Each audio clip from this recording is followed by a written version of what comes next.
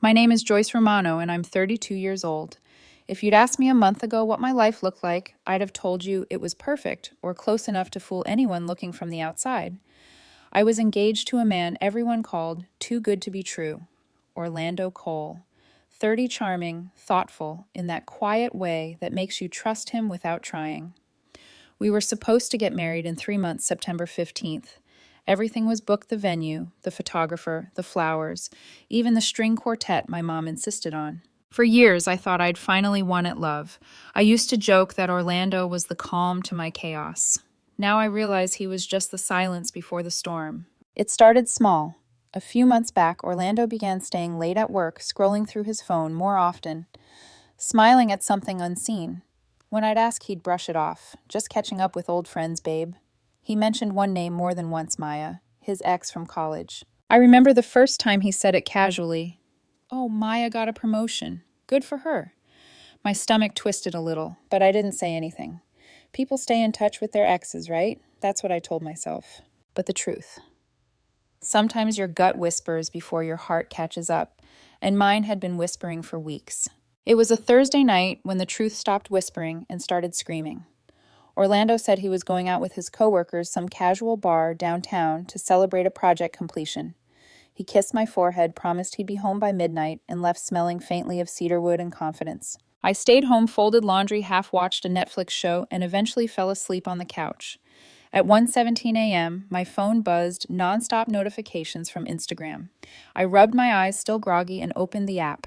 The first photo was innocent Orlando, and a few friends, beers in hand, smiles too wide. The second was louder lights, music, people laughing, faces blurred in motion. And then the third, my heart dropped into a silence so heavy I could hear my own pulse. There he was. Orlando sitting on a low leather couch, Maya on his lap, her head tilted back, laughing, one arm draped around his neck, his hand on her thigh like it belonged there. The caption read, "Sometimes you miss the old days." At first, I thought my brain was playing tricks on me. I zoomed in, blinked, stared again. It didn't change. Nothing did. There were already 50 likes, comments pouring in. Aw, you two, OMG, this is adorable. Old flames never die. My fingers went cold around my phone. My fiancé, the man whose tuxedo fitting I'd confirmed 2 days ago, was sitting on his ex lap, smiling like he never left her, and the internet was cheering them on. I didn't cry. I just froze. Because in that moment, it felt like the whole world had seen something I wasn't meant to, like I was the last to find out about my own life. When Orlando came home at 2:43 a.m., I was sitting in the dark at the kitchen table, the blue light of my phone casting ghostly shadows across my face. He stumbled in quietly like a man returning from war, careful, hesitant, trying not to wake the guilt. "Hey, you're up," he said. "Yeah," I answered. My voice was calm, too calm. "I saw your post." He blinked. "What post?" I turned the phone around the screen, glowing with that picture. His expression faltered for half a second before he forced a laugh. "Oh, that Maya posted it, not me. It's just nostalgia, you know." "A joke." "A joke." My words were soft but sharp. "You're sitting on her couch. She's sitting on your lap. You're both smiling like newlyweds. What's funny about that?" He sighed, rubbing the back of his neck. "You're overreacting, Joyce. It was innocent. You know how people are online, dramatic captions, no context. It doesn't mean anything." "Doesn't mean anything," I repeated quietly. "Right. Just like all those coincidences lately, running into her at the gym, the coffee shop, the company mixer." "Joyce, please," he interrupted, irritation flashing across his face. "She's just a friend. You're being paranoid." The word paranoid hit harder than I expected. It's the kind of word meant to make you doubt yourself. And I did, for months. But not tonight. "I'm not paranoid," I said slowly. "I'm awake." He stared at me for a long moment before muttering, "I'm going to bed. We can talk when you're calmer." He brushed past me. I could still smell Maya's perfume on his jacket. I sat there long after he'd gone upstairs, staring at my reflection in the black surface of my phone screen. My engagement ring glittered faintly under the kitchen light, 1.5 carats of promises I no longer believed in. There's a kind of pain that doesn't scream. It just hums inside you, steady, sharp, alive. I wasn't angry yet, just numb. I kept thinking about the caption. "Sometimes you miss the old days." Did he? Did he miss her laugh, her touch, her world, the one that didn't include me? The comments kept piling up, strangers feeding on a story they didn't know. And for the first time in years, I felt small. Smaller than the screen, smaller than my own love. By sunrise, I hadn't slept a minute. I brewed coffee I couldn't drink and watched Orlando's phone light up with notifications. He didn't even bother to hide them. Somewhere between the third and fourth ping, something in me snapped quietly, elegantly. Not like glass shattering, but like silk tearing, soundless final. I realized love doesn't die with betrayal. It suffocates under indifference. And that morning, watching him pretend nothing had happened, I made a silent promise if he wanted to show the world a story, I'd show them the ending. When Orlando came downstairs, bleary-eyed and defensive, I looked him straight in the eye. "Don't worry," I said calmly. "You don't have to explain. I already understand everything I need to." He frowned. "What's that supposed to mean?" "It means," I said, slipping the engagement ring off my finger, "you just became someone else's nostalgia." He opened his mouth, but I didn't let him speak. I placed the ring on the counter, turned, and walked away. As I closed the door behind me, I caught my reflection in the hallway mirror, the same woman, but different eyes. Eyes that had stopped waiting for explanations. And somewhere deep inside, beneath the heartbreak, a spark flickered. The quiet, dangerous kind of strength that only comes after the truth finally burns everything else down. The morning after the photo felt unreal, like I'd woken up inside someone else's life. Orlando was still asleep upstairs, his soft breathing echoing through a house that suddenly felt too big, too quiet, too staged. I sat on the edge of the couch, my coffee gone cold hours ago, scrolling through the photo again. It was still there. The comments, the hearts, the captions, all frozen in digital time. The world already knew what I was still trying to process, and that made it worse. By noon, Orlando came downstairs, rubbing his eyes like a man nursing a hangover he didn't earn. He looked at me, tentative, testing the air before he spoke. "Morning." I didn't answer. My silence was deliberate, heavy. He sighed. "You're still mad." I looked up slowly. "You think I'm mad?" My tone was soft, dangerously soft. "You humiliated me in front of 1,000 people, Orlando. I'm not mad, I'm processing." He frowned, leaning on the counter. "You're blowing this out of proportion. It was just a stupid picture. Maya was being playful." "That's it." "Playful," I repeated, almost laughing. "She was sitting on your lap, Orlando." So, his voice rose slightly. "We dated years ago. It's not like that anymore. You know that. You're acting like I kissed her or something." "Do you need it to be physical for it to be betrayal?" I asked quietly.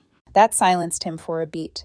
He opened his mouth, then closed it again, retreating behind that mask of tired indifference I'd grown to hate. We ate breakfast in silence, the kind of silence that isn't peaceful, it's sharp, full of unsaid words pressing against your ribs.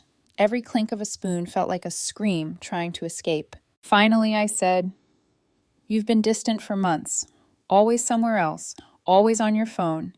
You say you're reconnecting with friends, but somehow Maya keeps showing up at your gym, your office, happy hours, even your damn coffee shop. What are the odds?" He put his fork down slowly. "It's a small city, Joyce. Things overlap. You're reading too much into it." I studied him, the way he avoided my eyes, the tiny twitch in his jaw when he lied. "You're good at that," I murmured. "At what?" "Lying like you believe yourself." He scoffed, grabbed his keys, and stood up. "I can't do this right now. I have a meeting." I tilted my head. "You always do." He hesitated, maybe realizing that no meeting could hide him this time, then left without another word. The sound of the door slamming echoed like punctuation on a sentence I didn't want to finish. That afternoon, I went for a walk. No destination, just movement. The city looked different, somehow grayer, even though the sun was out. Every couple holding hands on the street felt like a tiny stab. I hated that love could look so effortless when mine had started to rot quietly months ago. At a shop window, I caught my reflection. Messy hair, puffy eyes, engagement ring still on my finger. For a moment, I wanted to rip it off and fling it into traffic. But I didn't. Not yet. Because deep down, I knew something. When love dies, you don't bury it immediately. You keep staring at it, waiting for it to breathe again. When I came home that evening, Orlando was sitting on the couch, scrolling through his phone. His voice softened when he saw me. "Hey, look, maybe I was insensitive. I'm sorry." "Okay." "You know how social media twists everything." His tone, calm, patronizing, made me clench my fists. "You're not sorry for what you did," I said. "You're sorry because people saw it." "That's not fair." "Fair," I almost laughed. "You want fair would have been you remembering that you're engaged before you sat on your ex's lap." He rolled his eyes. You're so dramatic sometimes, Joyce. You twist things to make yourself the victim. There it was, the gaslight, the subtle, cruel little twist of words that made me question my own sanity for months. I took a slow breath. If I'm dramatic, it's because you keep giving me scenes worth performing. He stared at me frustrated, like he didn't know how to argue with calmness. I can't talk to you when you're like this, he said finally. I'll be at my brother's place tonight. Of course you will, I replied. Say hi to Maya if she's there. His jaw tightened, but he didn't answer, just grabbed his jacket and left. The door closed again, softer this time, almost ashamed. I stood there for a long while, the quiet swallowing me whole. The apartment was full of our photos, vacations, birthdays, little smiles captured in better times. It all felt fake now, like a movie set built around a love story that had already ended off screen. I walked over to the fridge and took down one of the Polaroids you was laughing on the beach, his arms around me. I stared at it until my vision blurred, then tore it cleanly in half. Goodbye, I whispered. That night, I couldn't sleep. I lay in bed, staring at the ceiling, the ring still on my nightstand. The air was thick with memories that refused to die quietly. I thought about the girl I used to be, the one who defended him to her friends, who brushed off red flags as insecurity, who believed trust meant never questioning. And I realized something that hurt more than the betrayal itself. He hadn't broken my heart. He'd trained me to doubt my own perception. That was the real cruelty, not the photo, not the lies, but the quiet erosion of my confidence. At dawn, I got up, made coffee again, and sat by the window. The city was waking up, unaware that mine had fallen apart. For the first time, I didn't cry. There's a strange calm that comes after devastation when you finally run out of tears. It's not healing. It's not forgiveness. It's something in between, a kind of stillness before the storm of clarity. As I looked down at my phone, the photo notification pinged again. Maya had posted another picture, a close-up of a glass of wine, the caption, "Unfinished business, tastes sweet." My lips curved into something that wasn't quite a smile. All right, I whispered to myself, let's finish it then. The next morning, I woke up feeling different, not lighter, not happier, but sharper, like grief had burned everything unnecessary away and left only clarity behind. Orlando hadn't come home. His toothbrush was still in the holder, his cologne still on the dresser, but his presence was gone like a ghost that had finally stopped pretending it belonged among the living. I made myself coffee and stared at the engagement ring lying on the counter. It sparkled like it had secrets. The same ring that once symbolized love now looked like evidence, a beautiful, glittering piece of proof that I'd been fooled. I picked it up, held it to the light. 1.5 carats of everything I thought I knew. And then I decided if he wanted to embarrass me in public, I'd answer in public too.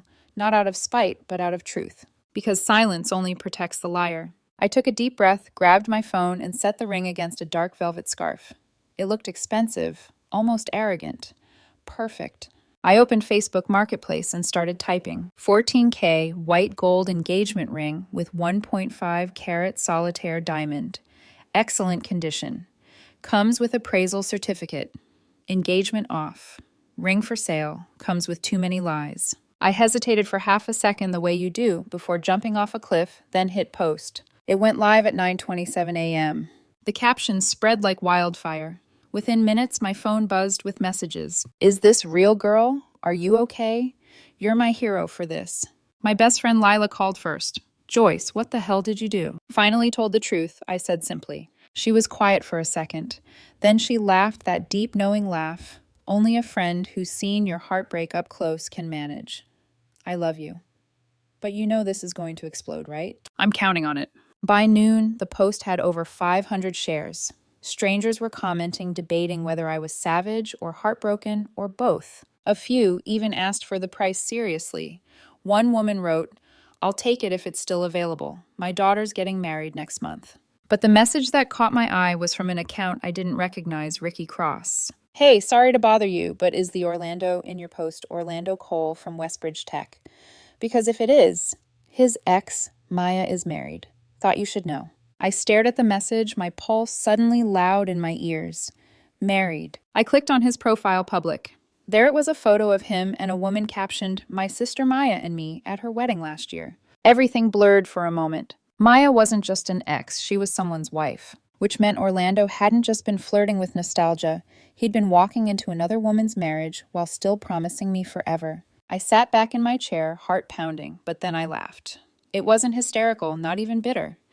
Just a small, exhausted laugh of recognition. Because of course there was more. When men like Orlando lie, they never stop at one truth. By 3 p.m., Orlando finally texted me. Orlando, take the post down, now. Me. Why is it bad for your image? Orlando. You're making a scene. Everyone's seeing this. My mom just called. Me. Good. She raised a man who sits on married women's laps. Orlando. That's not true. Maya and her husband are separated. Me. You sure? Because her brother doesn't seem to know that. There was a pause, then no reply. Half an hour later, my phone rang. The caller ID made me blink Mrs. Cole. I picked up slowly. Joyce. Her voice trembled between anger and embarrassment. What are you thinking? Posting private matters on the internet. What private matters? I asked evenly. Your son's photo with a married woman, or the fact that he lied to me about it. Orlando made a mistake, she snapped.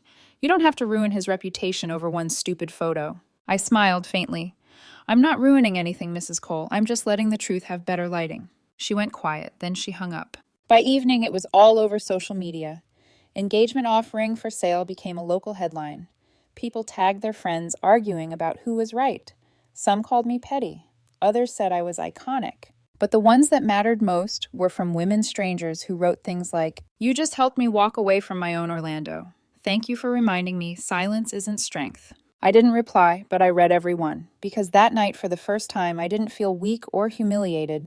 I felt understood. At 10 p.m., Lila came over with takeout and a bottle of cheap champagne. We sat on the floor, laughing between bites. You realize, she said, raising her glass, you've basically become an urban legend.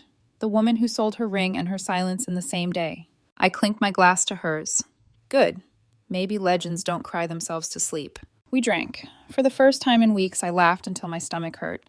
But later that night, when the laughter faded and Lila went home, I sat alone again, scrolling through Orlando's messages, his photos, our plans, that now felt like someone else's dreams. I thought about deleting it all, but I didn't. Not yet. Because some memories aren't meant to be erased. They're meant to be studied reminders of who you'll never be again. Just before midnight, my phone buzzed again. Another message, this time from an unknown number. You should be careful who you trust, Joyce. Not everyone wants to help you. No name, no profile, just those words. I stared at it uneasy. The air in the room felt colder somehow. And for the first time since this began, I wondered maybe Orlando wasn't the only one with something to hide. By sunrise, the entire city seemed to know my name. My post had gone from viral gossip to full-blown internet spectacle. Strangers debated my life over coffee, while people who hadn't spoken to me in years suddenly checked in. Some were supportive. You're brave, Joyce. Some, judgmental. Air your laundry privately next time. And then buried in between one comment that chilled me. He did the same thing to my cousin 2 years ago. Walk away, girl. He'll never change. That was when I realized I hadn't just exposed a moment. I'd cracked open a pattern. It was 9 a.m. when Orlando finally showed up. He didn't knock. He stormed in. His face was pale, jaw tight, eyes wide, like a man running from fire. What the hell did you do? He hissed, slamming his phone onto the table. I didn't flinch. Told the truth. Truth. He scoffed. You humiliated me, Joyce. Do you have any idea what people are saying? My coworkers saw it, my family. Your family should be thanking me. I cut in voice, calm, steady. They almost welcomed a liar into their house. You're insane, he snapped. This is vindictive. You could have just broken up with me quietly. Oh, like how you quietly sat on your married ex lap. His mouth opened, but no sound came out. His anger cracked for just a moment, and behind it, guilt.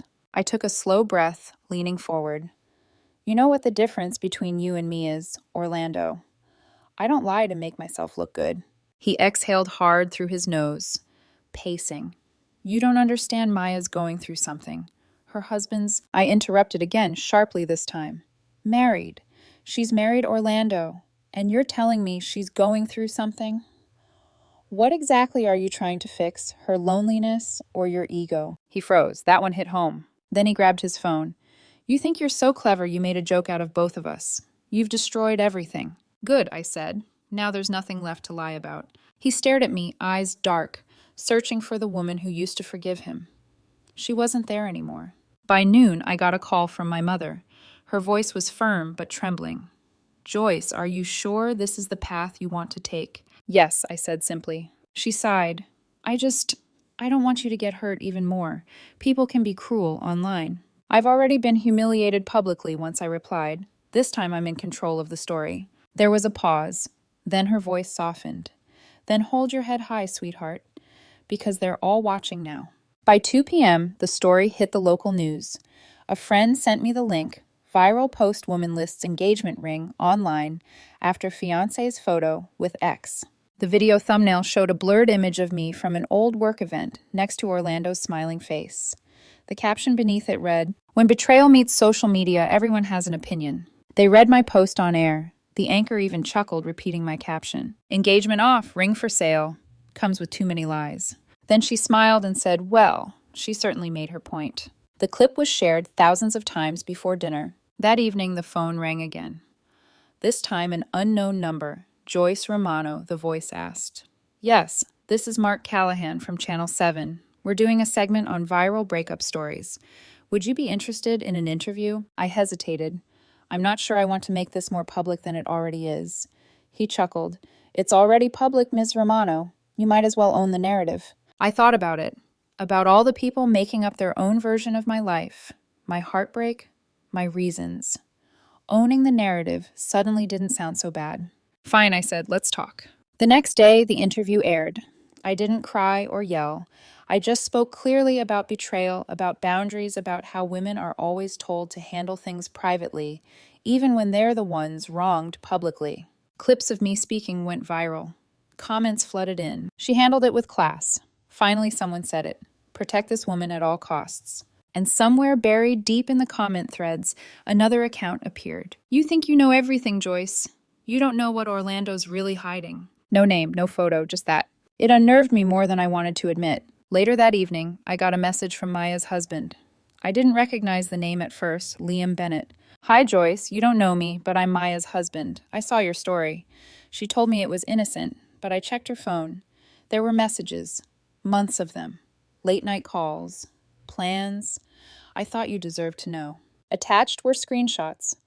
Orlando's name, the same tone I'd known so well. "You make me feel alive again. I can't stop thinking about you.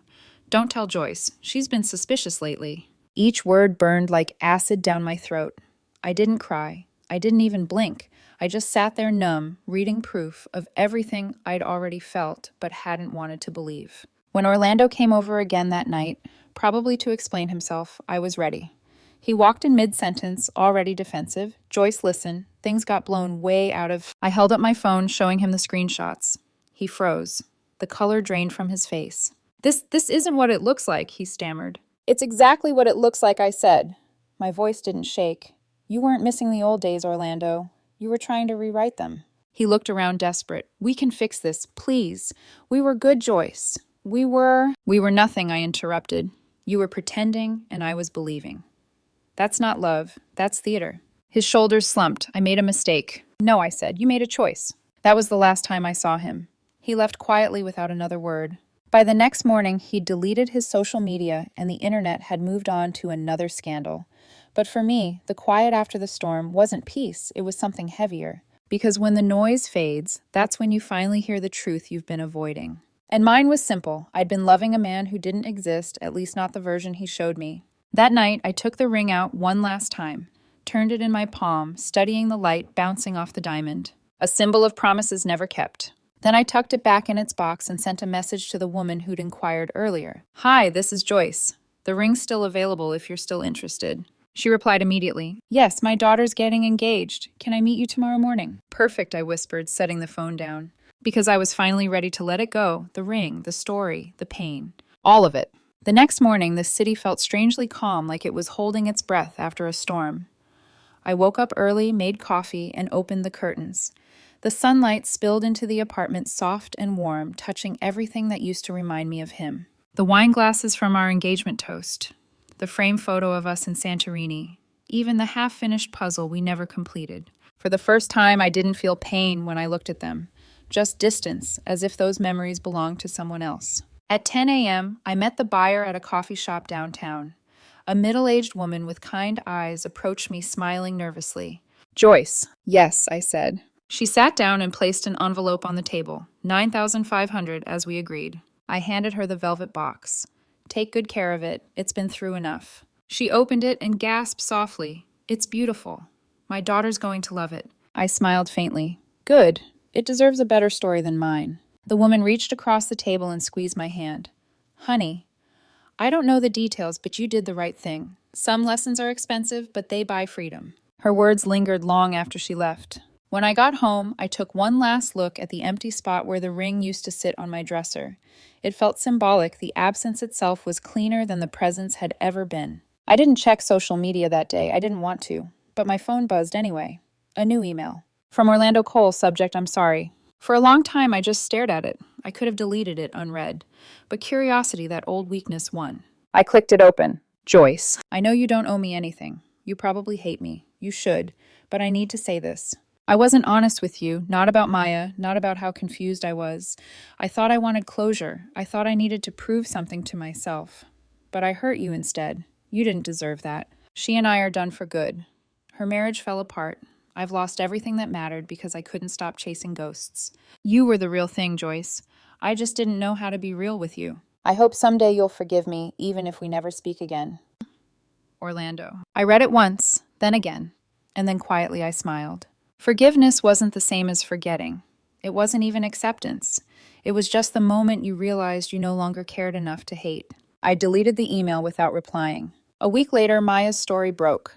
Someone, probably her husband, leaked screenshots of her messages with Orlando to a gossip blog. The internet that once adored her turned vicious. Comments flooded in. So she was the married one. Imagine wrecking two relationships for nostalgia. Maya disappeared from social media overnight. Orlando too. The noise that had filled my life for weeks suddenly vanished, leaving behind only silence, but this time it wasn't heavy. It was peace. I started running again, cooking for one, sleeping through the night. Small things. I even laughed real laughter when Lila called to tell me a meme had gone viral. When he says it was just a photo, sell the ring and your silence. I didn't mind. If humor was how people remembered me, so be it. I'd spent enough time being tragic. One afternoon, while sorting old boxes, I found our wedding invitations, cream paper gold lettering. My name next to his still intertwined like it meant something. I stood for a moment, then took a lighter from the drawer. Flame met paper, and the edges curled. The ink bled into smoke, soft and gray. It wasn't revenge. It wasn't anger. It was closure. A few months later, I bumped into the woman who'd bought the ring. She recognized me instantly. Oh, Joyce, you won't believe it. My daughter just got engaged last week. Same ring, same sparkle. She said yes, under a maple tree in autumn. That's wonderful, I said. And I meant it. She smiled.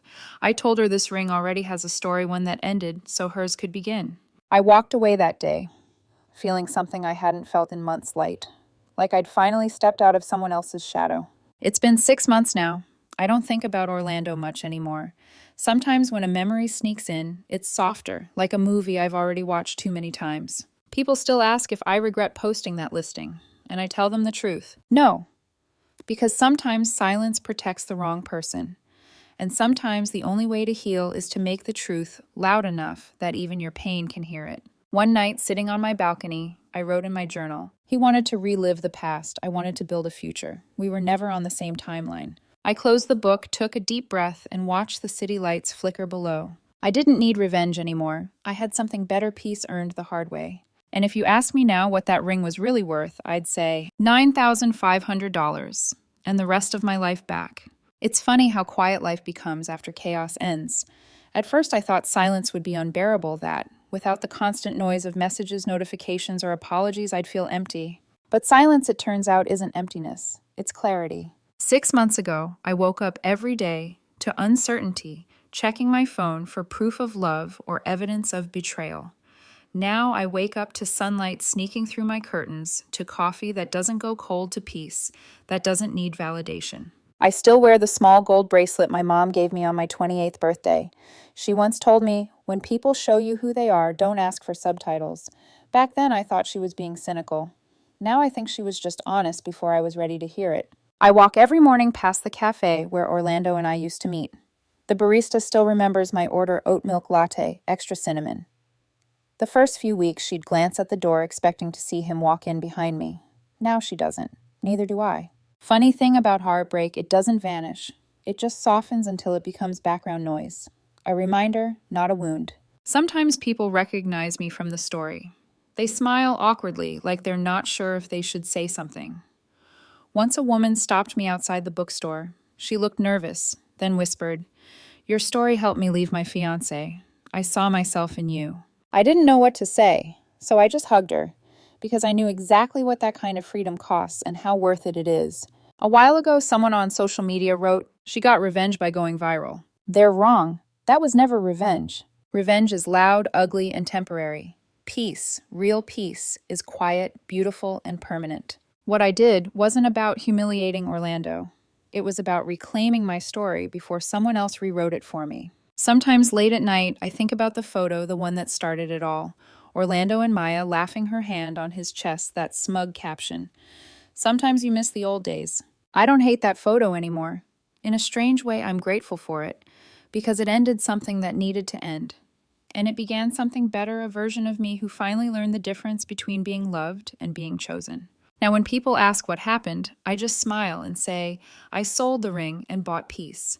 They laugh, thinking it's a metaphor. But to me, it's literal truth. I sold a promise that wasn't real, and in return, I bought my silence back. Not the silence of weakness, but of strength. The kind that doesn't need to explain itself anymore. If you're watching this and wondering whether it's worth it to walk away, it is. I know it's terrifying. I know the nights feel endless. But one morning you'll wake up, pour your coffee, and realize you didn't think about them once. That's when you'll know you made it. Because healing isn't fireworks or fanfare. It's that quiet moment when you finally stop needing closure because you already closed the door yourself. They say revenge is sweet, but peace is quieter, cleaner, and lasts longer. I don't miss the old days anymore. I don't need to. Thanks for listening to my story. If you've ever had to choose truth over comfort or peace over someone you loved, tell me in the comments. And remember to subscribe because every ending deserves to be heard, especially the quiet ones.